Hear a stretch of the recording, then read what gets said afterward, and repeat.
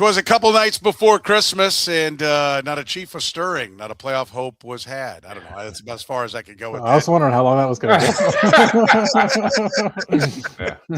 Red Gold and Bold podcast coming at you with you as always. Jeff Chadiha from the NFL Network, NFL.com. Sam McDowell from the Kansas City Star. My name is Soren Petro from Sports Radio 810 WHB. We're talking about the Chiefs. We'll start with the fact that they are moving to Kansas. Have some thoughts on that. Was the loss in Tennessee actually a blessing for this team? How about the thoughts on Mahomes' value now that we've seen him play without him? Backup quarterback should look like what in 2026? What did Sunday say about the overall talent of this team? A lot of youth still sitting around on the bench for the Kansas City Chiefs. Will the Chiefs win again this year? We've got keys to the game and predictions. They're turning right around and playing on Thursday. We'll talk about it right here, right now on the Red, Gold, and Bold podcast. You are listening to the Red, Gold, and Bold podcast, the most in-depth analysis of the Kansas City Chiefs on planet Earth, breaking down the Chiefs like no one else can. Red, Gold, and Bold is hosted by Jeff Chadiha, Sam McDowell, and Soren Petro. Jeff Chadiha is a senior columnist and on-air personality for the NFL Network and NFL.com. Sam McDowell is a columnist for the Kansas City Star. Soren Petro is the afternoon drive host of the program on Sports Radio 810 WHB in Kansas City. The Red, Gold, and Bold podcast is proudly brought to you by Gann Asphalt and Concrete, Kansas City's nationally recognized full-service paving and pavement maintenance contractor, making parking lot problems disappear in Kansas City since 1994. Free consultations, no commissions, in-house crews, and every project comes with a written warranty. Find them online at GannAsphalt.com or call 816-484-3338. Gann Asphalt and Concrete, one contractor, all things parking lot. Now, here are the hosts of the Best Chiefs podcast, Jeff Chadiha, Sam McDowell, and Soren Petro.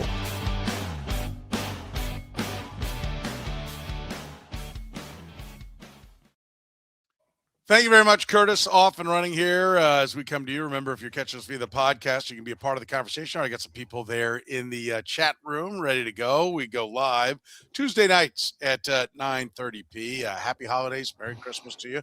Whatever you might celebrate this time of year. We certainly appreciate you listening to us. Hopefully everybody's going to get some time off, get time with family and friends to enjoy the season. And of course, the Chiefs not enjoying the season so far. We'll get to the football on the field, but gentlemen, let's start with the news. The Kansas City Chiefs are going to Kansas. Sam, I mentioned you on the radio. I had some people react to your comment and go, boy, Sam's not happy about this. He's very angry about this. We talked about it a little bit. Dollar signs. Mark Mangino educated us about that. That's what matters when it's all said and done, and that's what mattered in this deal, in your opinion, correct? Yeah, I mean, I'm not upset about their move. I'm upset about the framing of it. I mean, look, the Chiefs took the money. The Kansas offered more money, and they offered a cleaner path to it. When you compare it to Missouri, when you have to negotiate with 3 different entities as opposed to one, and I just think we should be honest about why. I mean, this benefits them. This benefits their business, and Clark Hunt at one point calling the $700 proposed mixed use area around the training facility as beneficiaries. 700 million, by the way, you said $700. Yeah, 700 million. 700 million as like the citizens are the beneficiaries. The Chiefs are the beneficiaries. The way I phrased it in my column is like, those aren't beneficiaries. Those are customers. And that's what the Chiefs see there. And I just think it's disingenuous, if not outright insulting to fans' intelligence, to say that this move is motivated by what's best for the fans. You could certainly make the argument this is great for the fans, a new stadium, a portion of the fans, but it's not what all of them preferred. And that's just factually true, that this is not what all of your fan base wanted.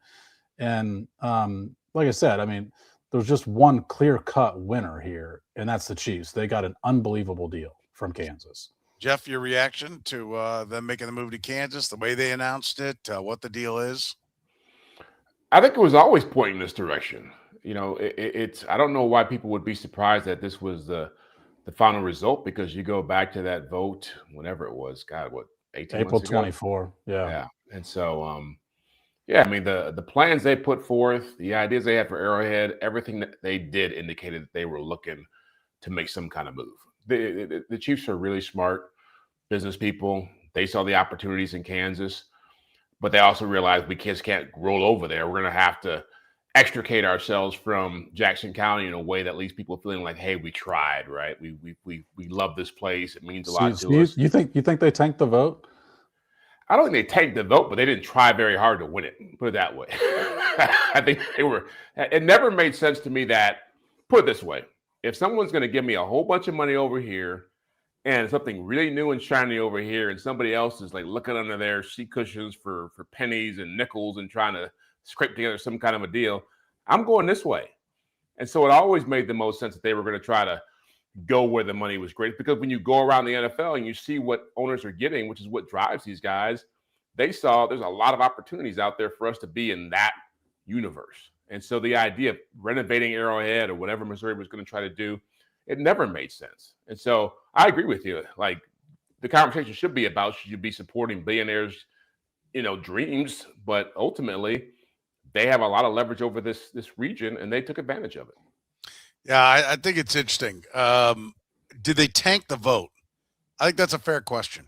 And I don't think they tanked it, but I don't think they were going to work very hard for it. I think it was kind of like, you want to give us, 800 million or 700 or 400 million. I don't even remember what it was they were going to get. Do you remember the number? What was the number, Sam, just to be factually correct? Well, I mean, that's why I said they had a better offer now than they had from Missouri last time, because it was unclear what they were going to get from the state. I mean, they were proposing an $800 million renovation that they would put forth $300 million towards, but there's still a gaping hole from what they're going to get from the state. So, did they tank it? I don't think they engineered failure, but I don't think they tried very hard. I think it's like, if you want to just give it to us, we'll take it. We'll put off doing what we need to do for 25 years. I mean, I think I don't think they tried very hard.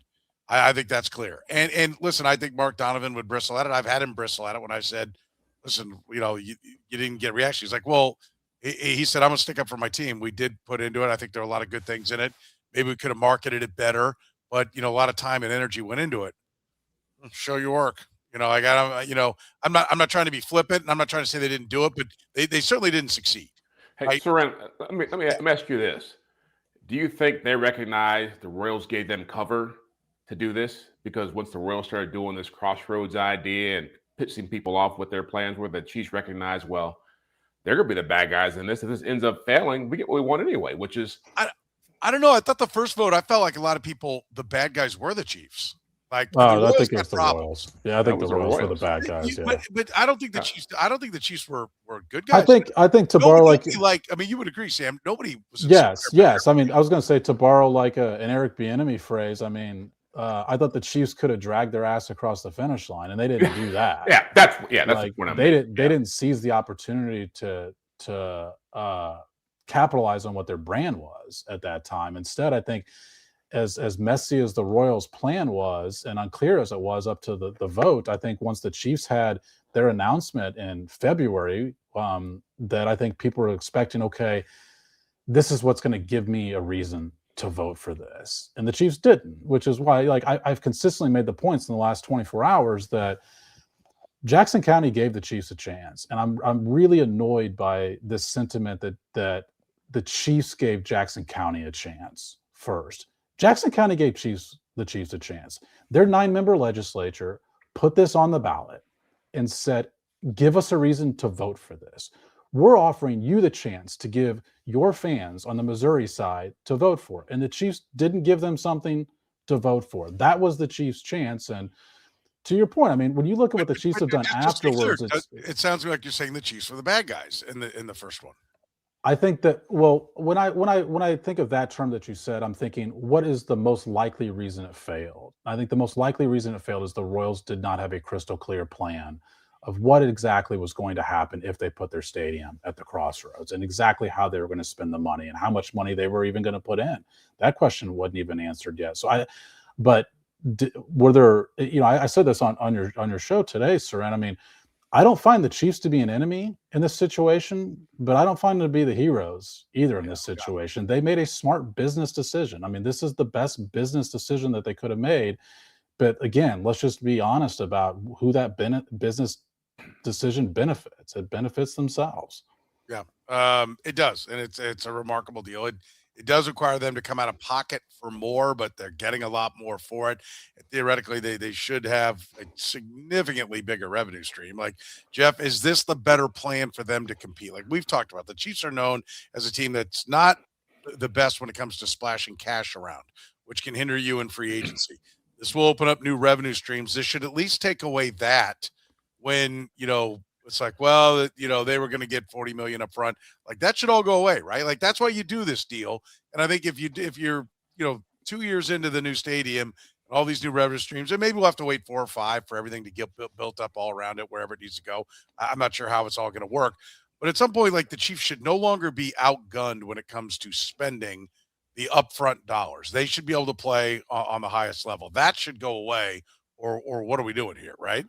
Yeah, I mean, I don't know. I can't compare dollars to dollars for every owner, but they certainly should be in a better position financially by doing something like this. And, I think overall the region should be in a better position because you're talking about Final Fours, potential Super Bowls, bigger events, higher profile. But when you go around the NFL, and I know a lot of fans focus mainly on what's happening with the Chiefs, you go to Foxborough, you see what has been built up around that dump. You go to Foxborough 20 years ago, and it was just one stadium in the middle of nowhere, crappy town. Now it's a huge mall, and that should be a retail outlets and hotels, and I think casino out there somewhere. You go to Jerry World, you go to the Tech Cowboys facility, and you see what it looks like out there, what's built up around there. You go to Minnesota Vikings now, go to their training camp. What the Chiefs are proposing sounds a lot like what they have there, where that ownership group has bought up a ton of land and built up a ton of stuff. And that's what the Chiefs are going to look like. And that is the future of the NFL. I think people have to understand, and I know it's hard to do it with the way things are right now. The blue collar fan is getting priced out of the NFL. Yes. And this whole stadium is the perfect example of that. This is a stadium built for a high dollar, white collar, big money crowd. That's what the NFL wants. That's what this is going to be for.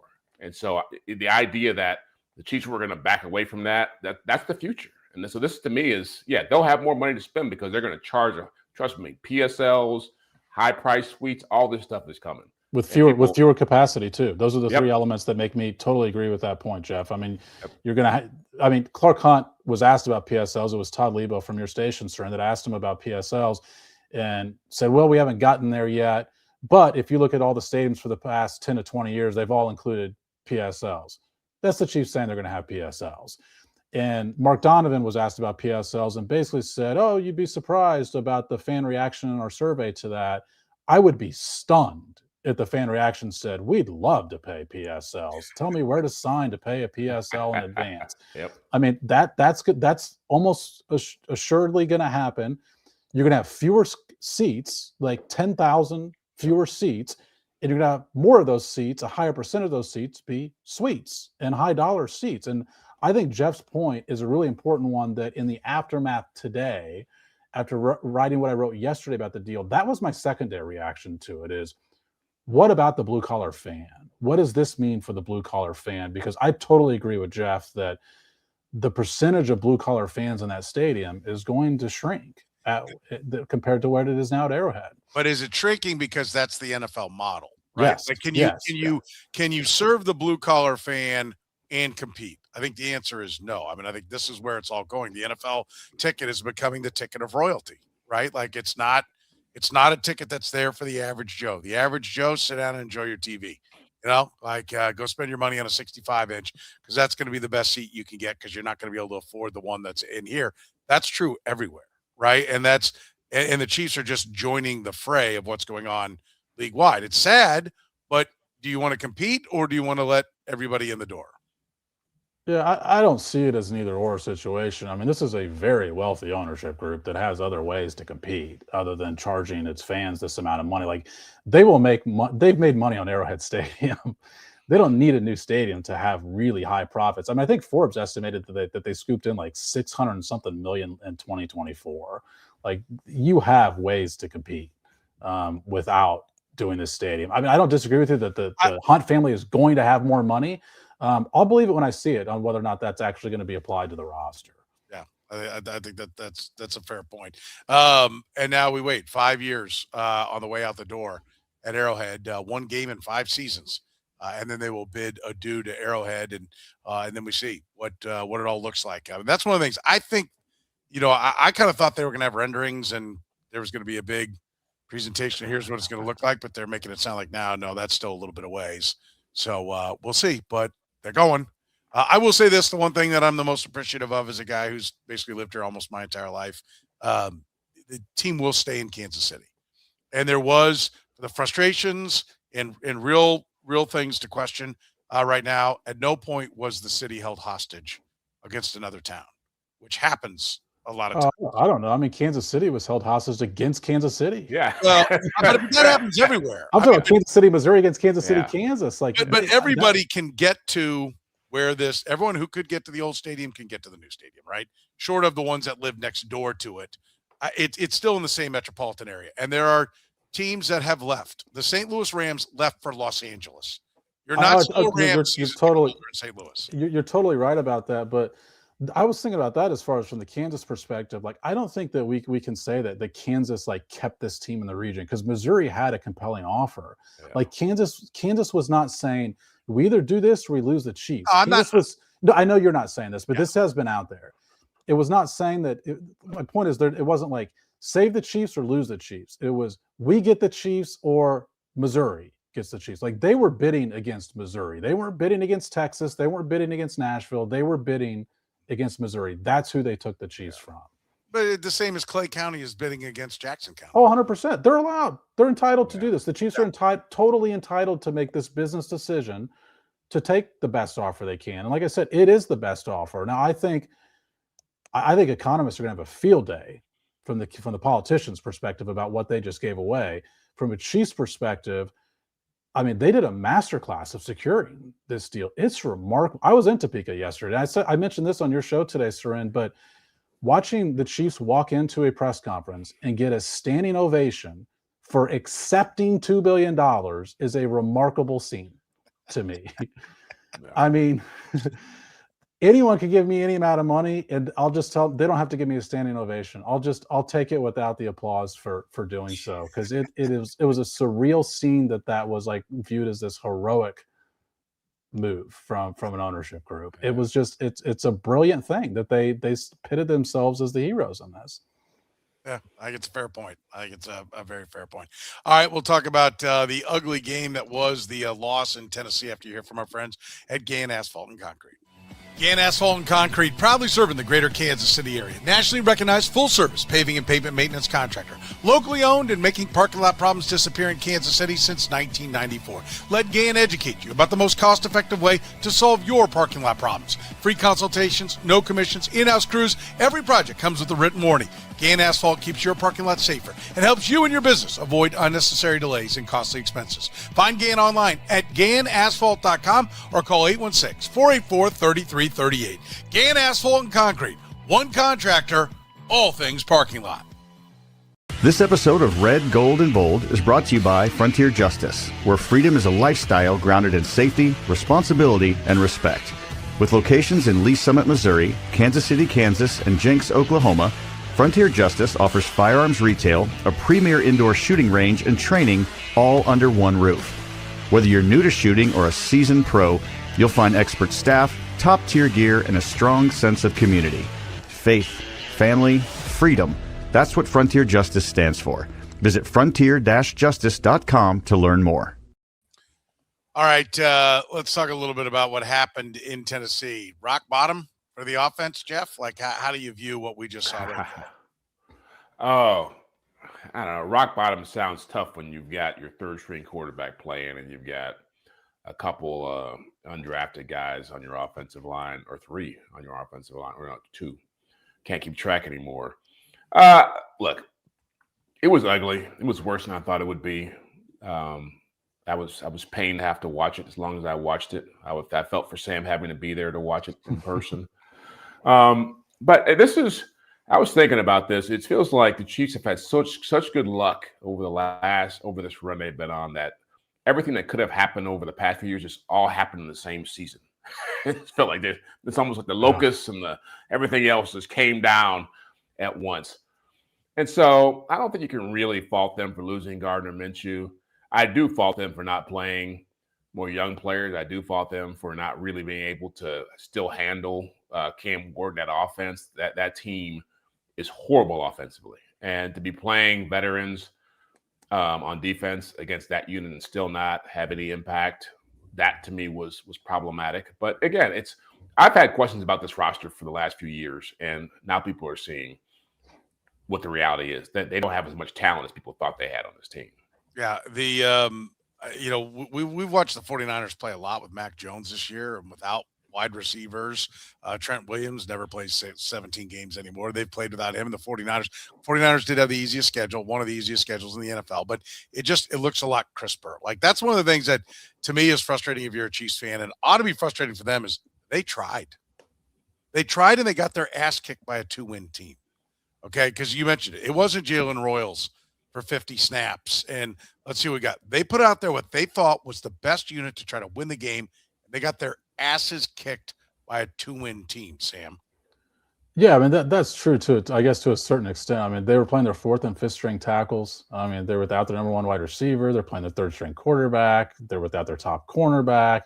They're missing a linebacker. Like, it's really tough for me to have like big time takeaways from this game. But to me, that's the problem. We should have stuff to talk about from this game because we should be talking about the young guys.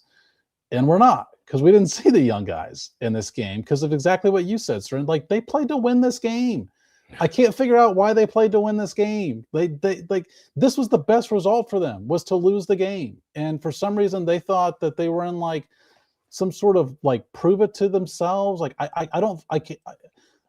I'm sure you guys listened to the post game. You heard me ask Andy about it. I'm confounded why the decision was, hey, let's push all the chips into the table. If that means playing 29-year-old Mike Edwards rather than letting Jaden Hicks, work through his kinks, like let's put him out there. You got to win the game. You got to win the down and win the game. Yeah. Like, it was confounding to me the way they handled that. Yeah, well, let's talk about the talent. What does it say about the talent? We'll bump it up on the roster. I mean, we're kind of already there. It fits right here. So let's put it up here now. Like, I mean, no Boston, no Royals. I mean, it has you either going, well, these guys suck. Like, these are wasted draft picks, which when you don't have very many picks, you can't afford to swing and miss on multiple guys. So you have no confidence in them. Like, I mean, I really think this is a time for the top of the food chain of the Chiefs to get together and sit down and go, okay, like, listen, everything's on the table. Like, we're going to draft young players. They have to play on defense. Is Steve Spagnuolo not the guy if he's not going to play him? Because we've got to get these guys up and running because we're really expensive at the top. So the young draft picks have to get on the field. We can't make this work without them. Is the scheme suck? Is Matt Nagy, if he doesn't get a job, are we walking away from him? Is he the problem, not supplementing? Does Andy need to have the offense taken away from him and just be a CEO? And Matt had fresh ideas. Like, they need to ask themselves real, not that it's like a rattling a saber over their head about it. I mean, I think it's the opportunity. It went really, really wrong this year, right? Like, compared to what the expectations were, compared to where they were a year ago, it's gone really, really wrong. If you don't ask some serious questions, you're just kidding yourself, Jeff. Yeah, well, you mentioned, San Francisco. I'm watching that game last night, and I'm seeing a lot of guys playing because they've got a lot of guys hurt who were draft picks or undrafted guys I don't recognize their names, but they're playing. I'm watching the Green Bay Packers out there, putting guys out there that you don't know who they are, but they're playing. And so the idea, it's almost the audacity to say we're going to redshirt these guys or not give them opportunities. It's just like, either they can't play or you're thinking about how you develop guys is really flawed right now. And I thought about this, earlier today about Spagnuolo, and who I have tons of respect for. He's had a phenomenal career, but how much longer does he want to do this? Because now he's got 4 Super Bowl rings. He's clearly entrenched in how he wants to think about doing stuff. And does he want to be involved with this team, moving forward with some kind of a reset? I don't know, but I do think you have to really look at, is this team really prepared to start building itself up? Because when Patrick Mahomes showed up, one of the biggest things we never talk about is he walked into a great situation, a team that was primed to start competing for championships, didn't have the right quarterback, and he took it as far as they could go. Now they've declined, and they got to start building this thing back up. And if you got the wrong idea or the wrong mindset about that, which involves playing younger players and developing talent, you're not going to have a dynasty much longer. And so that really has to be discussed. I mean, amongst the coaches and the front office, all those guys got to get together and talk about what they're going to do. You know, if you're going to take Jaden Hicks in the 4th round, you're going to cut Kamal Haddon in the 6th. That's the 24 draft class. I mean, forget about the guys we've already talked about. Jeffrey Boston not being able to get on the field this year, not even be able to get on the field when Leo Chenal is out of there. If you're going to draft Felix Anudike-Uzomah, he can't really get on the field. BJ Thomas, Josh Kando, like, stop taking defensive guys in the draft, right? If he needs veterans, if he needs a certain acumen of player, and you know he's not going to play the defensive players you give him, then use your free agent dollars to bring in the kinds of players he wants. We can't argue with the results. The defense is the better unit this year, right? But like the problem is all the defensive players that don't play, that they have drafted, that don't get on the field, because you draft 6th round offensive linemen, they get on the field, except for Hunter Norzad. You know, they get on the field. And so, I mean, I think that's the connection you got to make. You have to be able to get production from the guys you draft. And when you're not even playing them and you're burning a whole year of Jalen Royals, like it can't be, you know, the 4th year is like, okay, now we think he's starting to get it. Well, now you got to pay him, right? You have to, the scheme has to be one that can put young players on the field, or you've got to stop having young players on that side of the ball. Well, both of you guys have talked about the offseason. I mean, you've talked about free agency. Jeff's talked about offseason evaluation. You know what would make the offseason evaluation easier? If you knew what you had in these guys. Yes. And you don't, because you refuse to play them. And I understand, first of all, if they're not ready 15 games into a season because there's some sort of playbook issue or something like that, like that's an issue. If we're 15 games into the season, these guys aren't ready to be on the field yet.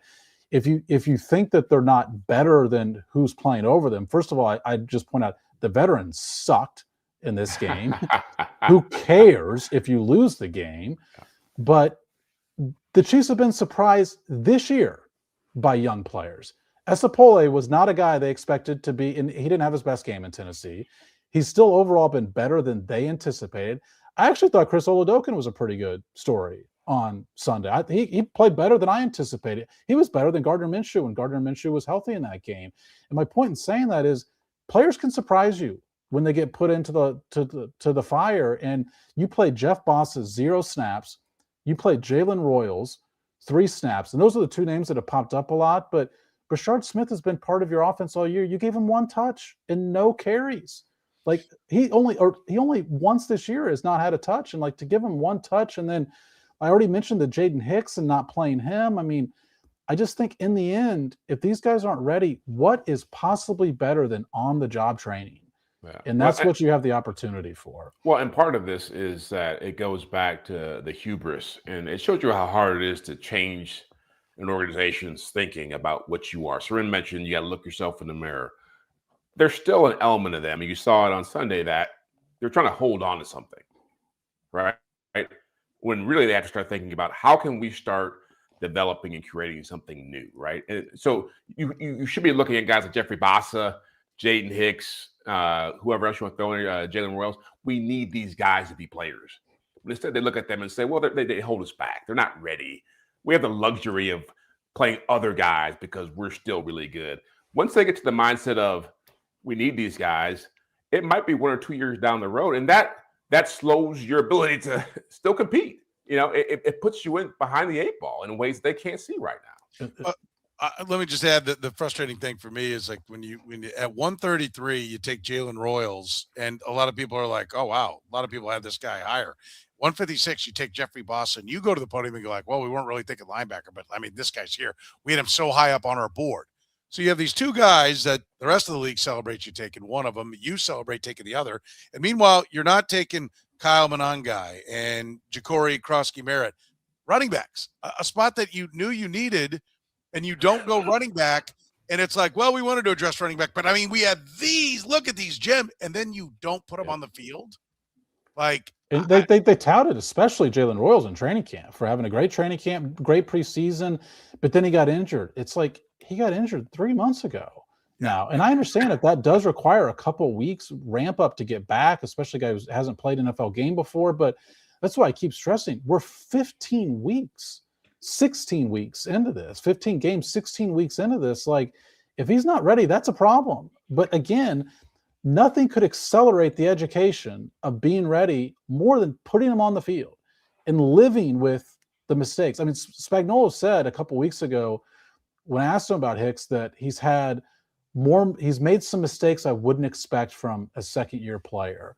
Now's the time where you can live with those mistakes as long as he learns from it. On the other end, and if he doesn't, if he makes the mistakes, guess what?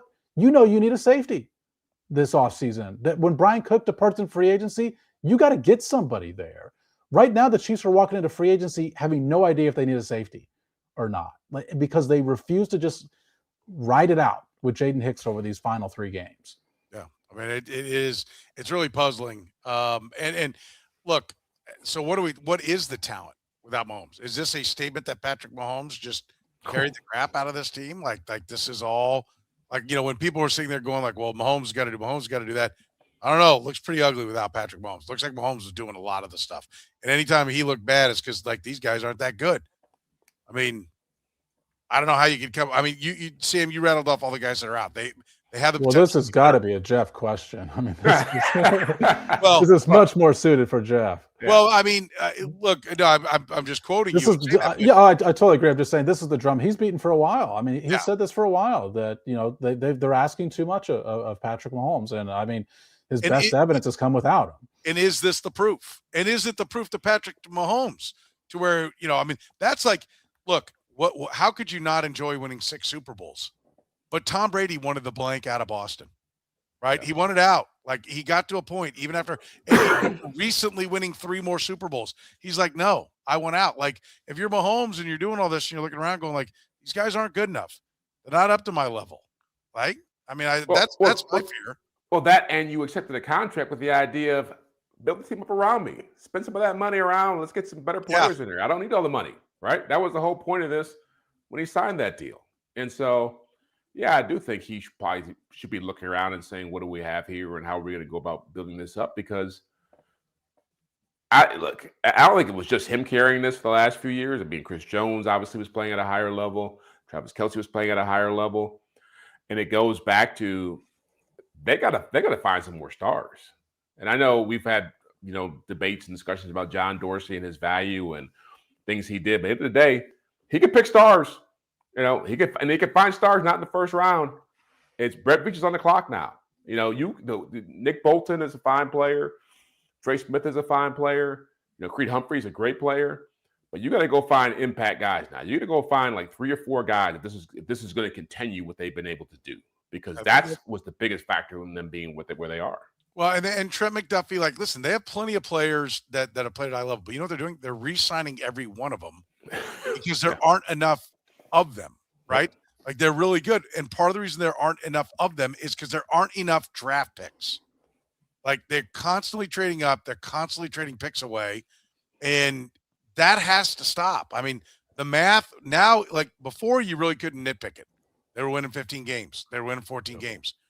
They're not winning this year. All right. So how do you turn it around? What are you going to do different to get this thing going in the right direction? I mean, that's the question that I think they're going to have to answer, right? Like, how about this? And cut you off. No, go ahead. Look at the Chargers. They've lost what? Their 2 best tackles, 2 Pro Bowl tackles. Their 2 starting running backs got hurt. They got a chance to win the AFC West.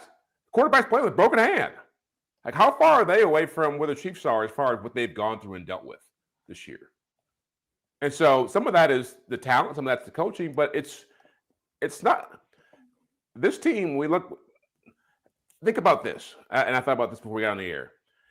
The way the season has played out, with the way the Lions have fallen off, the Ravens have fallen off. Excuse me. Who's the other team they beat that was the signature win earlier? The Colts. They won't have beaten a playoff team all year. Commanders were supposed to be good. They handled them. They're not good. Yeah, but they won't have beaten a playoff team all year. So at the end of the day, it's like, how good was this team? They could have been even worse than what they are. Yeah, I think it's a fair point. I mean, and I think that those are the kind of, like I said, serious questions you got to be asking yourself if you're the Kansas City Chiefs. You got to take a good hard look and be honest about what's looking back at you. We'll take a break. We'll tackle some more about what happened. Also, the backup quarterback for next year, what we expect of this game coming up on Thursday against the Broncos. We'll do it after you hear from our friends at Northland Injury Law. Northland Injury Law, Kansas City's Google 5-star rated personal injury lawyers, serving KC for more than 40 years, voted Kansas City's #1 accident lawyers, helping people with serious injuries from car accidents, work accidents, falls, and other personal injuries. Northland Injury Law doesn't get paid unless they get money for their client. Don't wait, get compensated now. If you have a case, text HURT to 22222. That's HURT to 22222, or call 816-400-HURT. That's 816-400-4878. The choice of a lawyer is an important one and should not be based solely upon advertisements. Gann Asphalt and Concrete, proudly serving the greater Kansas City area. Nationally recognized full-service paving and pavement maintenance contractor. Locally owned and making parking lot problems disappear in Kansas City since 1994. Let Gann educate you about the most cost-effective way to solve your parking lot problems. With free consultations, no commissions, in-house crews, and every project comes with a written warranty, Gann Asphalt keeps your parking lot safer and helps you and your business avoid unnecessary delays and costly expenses. Find Gann online at GannAsphalt.com or call 816-484-3338. Gann Asphalt and Concrete. One contractor, all things parking lot. All right, how about it? What is the future of the backup quarterback spot moving forward, Jeff? I mean, Chris Oladokun impress you? Gardner Minshew's now out. Like, what should it look like here moving forward as Mahomes is in his 30s? Oladokun actually did some nice things. I give him credit for the spot he was thrown into with lack of preparation. How many reps do you think he got all week? Very fewer than a normal backup, because Minshew they were trying to get even up to speed because he doesn't usually get a lot of snaps. I don't think he got any snaps with the first team the whole week. Yeah, so step in there and do what he did.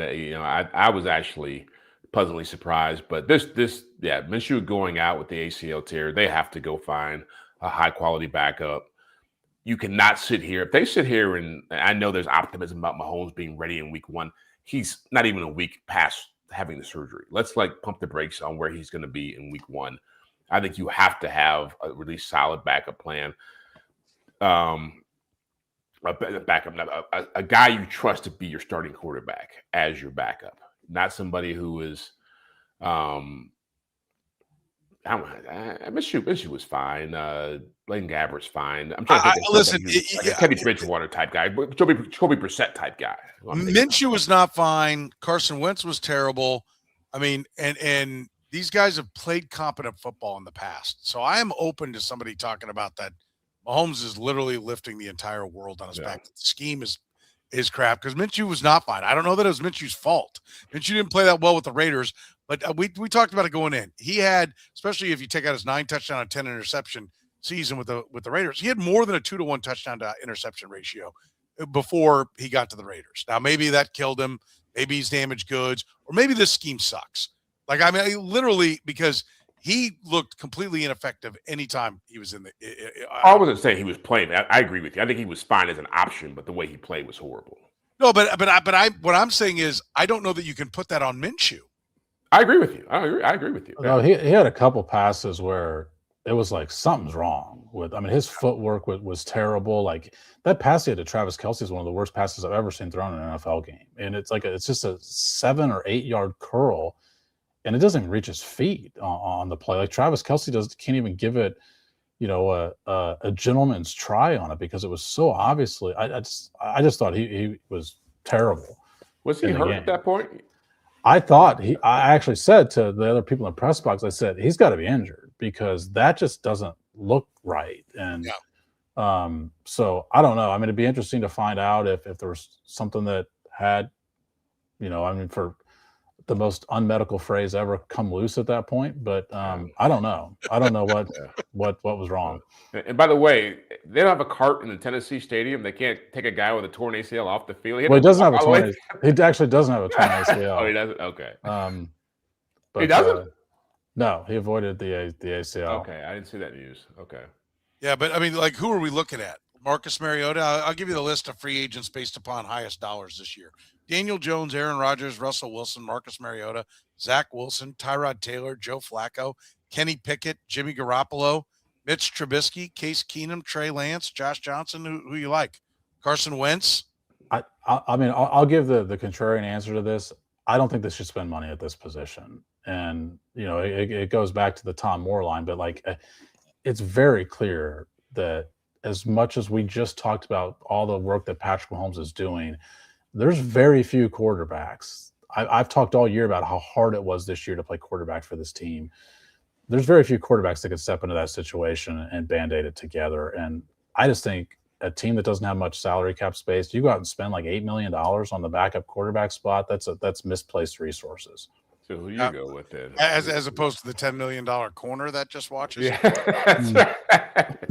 I mean, I'm with you 100%. Yeah. No, and I say that flippantly because theoretically you should get more value out of a $10 million corner. Yeah. I mean, they should get more out of quarterback out of Christian Fulton than they do. But I think it is. I'm with you, Sam. I think if you're going all in on the big time quarterback, I would rather see them take a flyer on a young guy and maybe get it right. I'd rather see them even 4th, 5th, 6th round, whatever, take a shot down there on somebody young and cheap and try to develop them. To me, and if you had a lot of draft picks, you could do that. But when you get to round 6 and you're like, we have 2 guards on our team, you're going to take a guard, right? Like that's what's going to happen. And so that's why I think they have to adjust what they're doing. I mean, Brett Veach just is not I don't know. Has he looked back at his drafts?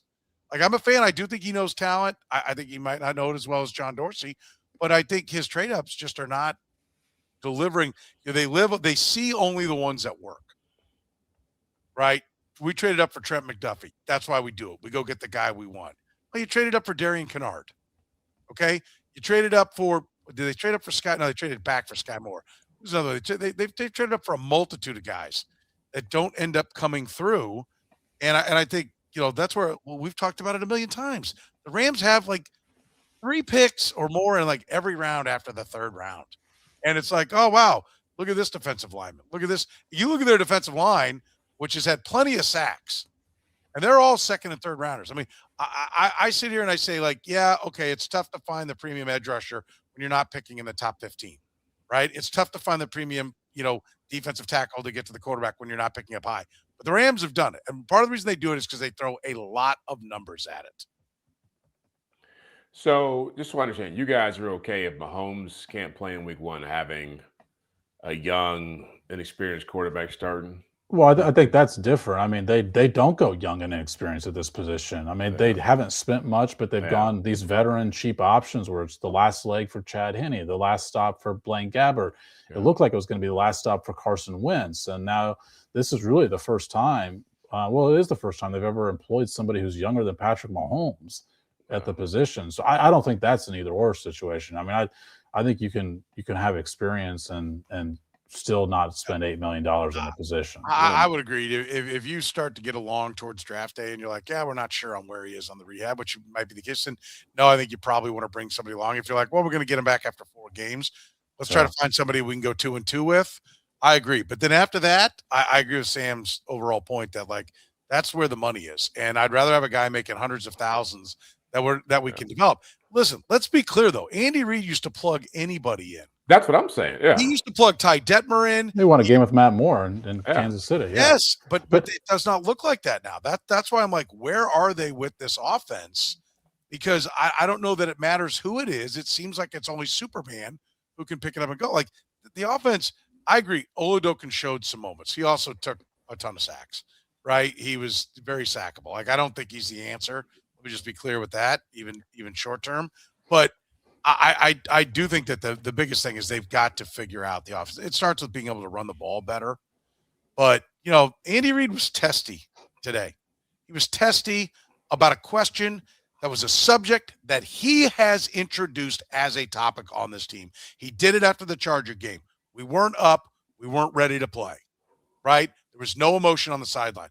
He was asked by Todd Lebo about where was the emotion on the team. And he either feigned that he didn't know what game Todd was talking about and said, oh, we did real well against the Broncos. And Todd, or worse, he didn't understand the question. right? And then Todd said, no, I'm talking about the Titan game. And he's like, yeah, you asked me that before. I've covered that. I'm talking about this game. Well, you were the one who talked about your team not being up to start the year. And it has looked like that on multiple occasions. It's a fair question. And so I think it's a guy. I don't think you act like that unless you are insecure about what the real answer is. They weren't up. The center and guard were telling Esapole to wake up. They were trying to manufacture. Like, clearly the penalties, the head and ass was firmly an ass in that game. Yeah, I mean, I actually thought one of the better moments from that game is Creed Humphrey and Trey Smith chewing out the rest of the offensive line. Agreed. And the reason I say that is because Patrick Mahomes, it's not just his on the field stuff that brings value, it's his presence at these games too. And I think what really pops up is for Jeff's argument of them, how much they ask of Patrick Mahomes, part of what they put on his plate is this leadership stuff too. And look, some of that, it comes with the territory. It comes with the contract. It comes with the position. It comes with the brand that you have inside the room. I'm not talking about this endorsement stuff, but like the stuff you have inside, the weight you carry, like you're naturally going to be looked at from other younger players as the leader in the room. But that can be divvied up too. It can be mostly this guy, but it doesn't need to be all this guy. And Travis Kelce brings a lot of that, but Does he? But my point is, let me finish this, is that Kelce is on the way out, likely. I think, the odds are that he's probably going to retire, in which case you need some other voices to where it's not this guy retires, then it's one more thing. Patrick, can you take on this as well? Like they need some other guys in it. And that's why I thought that moment was pretty important from Creed Humphrey and Trey Smith in a game that was really unimportant. I believe, first of all, if Travis Kelce's back, they're not serious about winning. I'm going to tell you that right now. Because the amount that it will take for him to come back is an amount that they absolutely should not pay him. And the sitting there last week and about like, well, I didn't talk. When you asked him about, talking after the games, like, well, you can get the quotes on my podcast. Yeah. Oh, so your podcast is the focus. Like, that's where you want. Hey, send it over here, right? Like that was embarrassing, I thought. I really – fans aren't, because fans love it. The fans go, listen to the podcast. It's great. But I thought to stand up there as a leader of the team and be like, well, check my podcast, I think that's embarrassing. And I don't think Jason Kelce asks him a little bit different framed questions than I like to think that we ask him in the room. And to be honest, when you're 15-1, I don't think the public gives a crap. I really don't. Right. But when you're 6-8 and now heading to 6-9, they were 6-8 at the time. I think at that point, some fans probably want to hear our questions more than what Jason Kelce is asking them about the team. Yeah, I think your point about the presence that Patrick Mahomes brings, because Patrick Mahomes is all in. Like, when you are winning, all the side crap doesn't matter because we're winning. But when you're not winning, like, are you focused or are you getting ready for your podcast? Yeah. Like, what are you doing here? Other guys get a pass, right? I mean, I remember, and I thought it was a weird thing to say for a guy of his stature when a couple games ago when they were still actually had a chance to, get in the playoffs or make a run. Chris Jones was asked that question at the end of the press conference. He said, well, we got Patrick Mahomes. As long as we got him, we got a chance. And I'm thinking, that's kind of an asinine remark to make for a guy who's supposed to be one of the most important players on this. You know what I mean? Mm-hmm. But it was, the sentiment was, well, he's always going to give us the opportunity. And that could be a curse and a blessing. And it probably has become this. We had this, talked about this a few weeks ago about how many difference makers are on this team. And it was a harder conversation to have when they were still above 500. Now it's a realistic question. Now it's, you look around and you say, well, how many guys out here are really making the plays that have to be made when it matters most? And I challenged you guys last week, but how many individual plays do you see guys making on this team? I see dudes that aren't even like real players in this league making, like Trey Harris made some great catch down the sideline to get the Chargers in position to score a touchdown, and that before the first half ended against the Chiefs a couple weeks ago. I'm watching dudes, Monange, guys we've never heard of before making plays. This team doesn't have those. Some of that's talent, some of it's expectation. Some of it's like you're saying, like how many guys believe they should be making a difference right now, and how many guys have been riding the coattails of 15 for too long. Well, I think some of that is putting guys in position, because I look at like the Patriots and like how many quote unquote difference makers do you think the Patriots have? The running back, the kid running back is real. Henderson, I actually think Stephon Diggs, Ramondre Stevenson's pretty good, even though they've kind of gone away from him. Well, he fumbled like 16 times in 12 games or something. I'm just talking about you talk about making plays. I'm like Ramondre Stevenson. No, I'm talking about different. No, I'm talking about difference makers. Jeff said difference makers. How many difference makers do the Chiefs have? I'd say the Chiefs have more quote unquote difference makers than the 12-3 Patriots. I mean, who are the difference makers for the Chiefs? Well, I mean, I still think you guys are going to disagree with me. I mean, Mahomes is a difference maker. I still think Chris Jones is a difference maker when he's on. I think that Trent McDuffie's a difference maker for him. I don't know that I can name someone on the Patriots besides Drake May. And that's my point. Stephon Diggs is different. Stephon Diggs makes a difference. If we're going to put Stephon Diggs in there, we should put Rashee Rice in there. I mean, Rashee Rice's per game numbers in every metric are better than Stephon Diggs. This year or career-wise? Well, Stephon Diggs is into his 30s. The difference makers for the Patriots. I'll put TreVeyon Henderson in that category. Yeah, TreVeyon Henderson for sure. TreVeyon Henderson is a freaking star. Christian Gonzalez is a pretty stud corner. Christian Gonzalez is outstanding. I mean, in 10 of his last 12 games, Stephon Diggs has had fewer than 45 yards. Yeah, I think your point on Diggs to Rice is fair. Well, okay, so then what is it with the Patriots? Well, my point is, like, you put guys in positions to make plays, and the whole thing works. That, yes, I mean, you don't have to have a star at this position, and a star at this position, and a star at this position. It's that you don't have a weakness at this position. You don't have a weakness at this position. Like, that's part of it. And I think part of it is just the expectation that the guy next to you can do his job. You don't have to, do something beyond your means. And that's what, I mean, you guys talked about it for this Titans game. Like, that's what showed it to me. Like, the Titans game doesn't show their lack of star power. It shows their lack of depth. And I'll also tell you that they're down there. They're, like top 5 pick left tackle, and they're still moving the ball. Like, so we can talk about, I'm not saying they've taken on as many injuries, but Will Campbell didn't play. And I don't remember, when he went down, but so yes, I mean, that's why I come back to scheme. Yeah. Well, and also I forget the guy Jones, Marcus Jones, their return guy is pretty special. It is interesting. I think it'll be, I'd have to do a deeper dive because I'm not going to tell you, I know Morgan Moses, they got from the Jets is when healthy, a good offensive lineman, but he's getting up there in age. I mean, I'd have to dig in a little bit deeper. The cornerback's good, but he's been hurt a lot this year. But think about this: the catch DJ Moore made for the Bears, Caleb Williams threw. I haven't seen a Chiefs player make a catch like that in 2 years of consequence. I was gonna say I agree with you. I'm just because I think people in the comments will point, like, Tyquan Thornton made a terrific catch in New York to clinch that game. But I still think that point stands. Like, one example does not squash that point. But I think we would all agree that at this point the offense now with the backup course, but it was awful against the Chargers, right? Yeah. Like, it was non-existent for 3 quarters against the Chargers, and so like there is a fundamental problem. And I think Andy Reid when asked about, I don't remember where it was, and I don't even remember what the question was 2 or 3 weeks ago. He said, "Well, that's the great thing about this offense. It's got it's diverse. You can do anything with it." And I'm like, then do it, because it's not happening right now. Like, I can tell you that part of the equation is troublesome. Did the Chiefs win another game this year, Jeff? No, not from what I can tell. I mean, I thought last week that it'd be to play really bad to have to lose to the Titans and Raiders. They showed me they can do that. Yeah, I saw that. I saw that on Sunday. They can do it. So I don't think the Raiders, who gave the Houston Texans amazingly a run for their money on Sunday, are going to lose. Man, at the Broncos game, it could be really ugly because they're going to come in here pissed off about losing to Jacksonville and Sean Payton. It could easily be 35 to nothing. What is the could?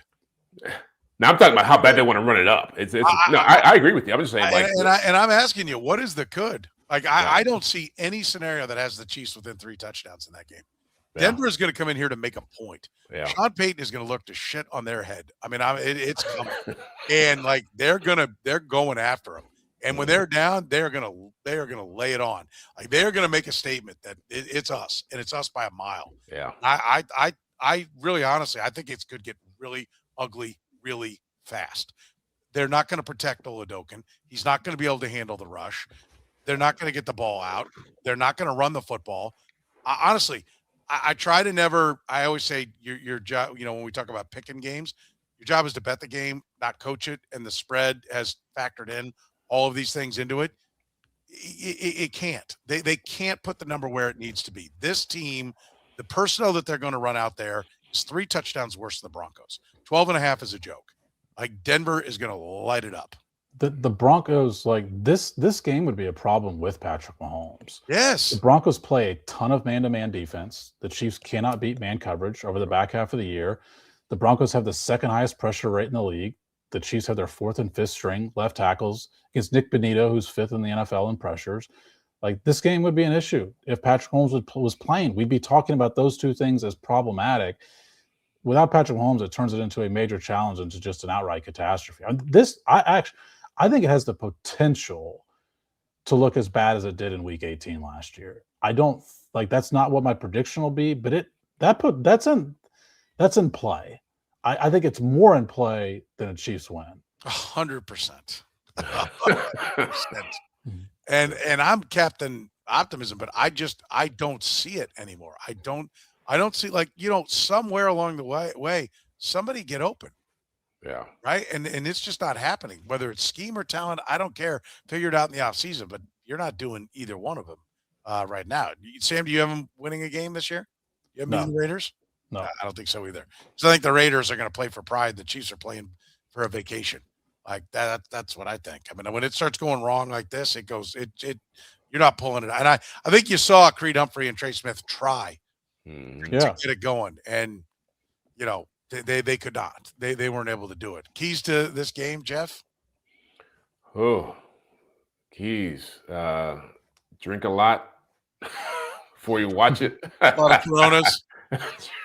Right. Oros. Yeah. I mean,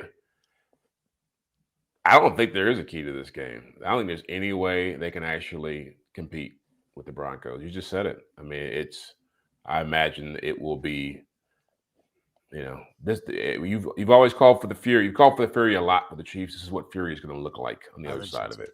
Sam, you got any keys? Yeah, play the kids. Let's just at least see what you got. And by the way, I mean, today when I asked Matt Nagy again about Jalen Royals, I framed it as, would it be beneficial to see him on the field for these last 2 weeks before he had in the offseason? He said yes, and indicated that he'd be a bigger part of the game plan this week.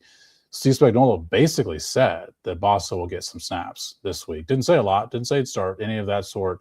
I'll believe it when I see it with these guys, because I was stunned just watching those guys stand on the sideline in Tennessee with the guys they were throwing out. Would you just miss getting 50, 40 snaps, whatever? I was going to say, he's played 91% of the snaps. Yes, you have guys you can play over. Like, I am not at all arguing that Jalen Royals gives you a better chance to win this week than Juju Smith-Schuster. I'm arguing he gives you a better chance to win in 2026 because he will be on your roster next year. I think that's the point. I do think it is possible that last week, as long as they had a shot at a winning season, they were going to keep firing. That's now gone. There's literally nothing to play for. I hope that's not the reasoning. I think there is some. I know we talked about it, and I would take your trade. I would gladly trade the consecutive winning seasons to move up 6 spots in the draft. I thought it was a great way to monetize what we were talking about here. But I do think coaches think of the winning season as something, and as a culture builder and all of that. It's now been taken away. Right. There's literally nothing to play for this year. Nothing. So if they do not play all the young guys, you don't have a quarterback you have to protect. It's not like the franchise is back there. If Chris Oladokin gets knocked out, I mean, I'm not saying no, so what, you don't care, but I'm just saying that is not the franchise is sunk. The key to 26 is not Chris Oladokin. So there is literally no reason to not empty the bench of anyone who might be a solution of any kind in the future. That is the key to the game. Play the young players. Predictions, Jeff? I can't wait for your score. I'm going to write it down. Better. I'll go with, what was the game last year? 38-0 Denver. I'll go 39-0 Denver. It's worse than last year. 39-0 Denver. Okay, Sam. Yeah, I've got 27-6 Broncos. 27-6 Broncos. That's 2 field goals, Bucker field goals. Well, don't discount the possibility of a missed extra point. I was going to say. I do think at some point that will get people out of the game, and that will slow things up in the second half. I think there'll be some fight for a quarter. They start to separate. They finish them off in the third. They bench people in the fourth. Let's go ahead and put me down for – there'll be some pride on the defensive side of the ball. Let's go ahead and put me down for 26-9 Denver. But I think did you just price this right, me? What did I have? Did I have 27-10? I had 27-6. Okay. Yeah. Well, last week was 22-9. Is that what it was last week? The final score was 26-9, I think, wasn't it? Okay, that's what I thought. Okay. Back-to-back 26-9 scores. No, I did not even realize I did that. Sure. I got that. So I was thinking, what's the score wrong? Why not? I'm like, the Chiefs will hold force the Broncos to accept some field goals. They're not getting a touchdown. It'll be some long range Bucker field goals. So I put them at 9. And honestly, I would have gone 6, but Sam was already on 6. So I was like, well, I got to do something different. I don't want to go 3, so I'll go 9. But it could get real ugly real fast. I can tell you that. If your parking lot is real ugly, Gain Asphalt and Concrete can solve that. Bright striping, build the whole thing from scratch. If you own or manage a business, don't have costly liability problems out in your parking lot. Get a new lot right now from Gain Asphalt and Concrete, Kansas City's best. One contractor, all things parking lot. If you've been in an accident, whether it's at work or on the roads, Northland Injury Law. For 40 years, they've been serving KC, voted KC's #1 accident lawyers. Google 5-star rated. If you've got a case, text HURT to 22222 or call 816-400-HURT. And our friends at Frontier Justice. 3 locations: Lee Summit, KCK, Jenks, Oklahoma. Whether you're new to shooting or a seasoned pro, you'll find expert staff, top gear, and a strong sense of community at Frontier Justice. Find them online at frontier-justice.com. For Jeff Chadiha from the NFL Network, Sam McDowell from the Kansas City Star, I'm Soren Petro saying thank you very much for joining us here on the Red, Gold, and Bold podcast.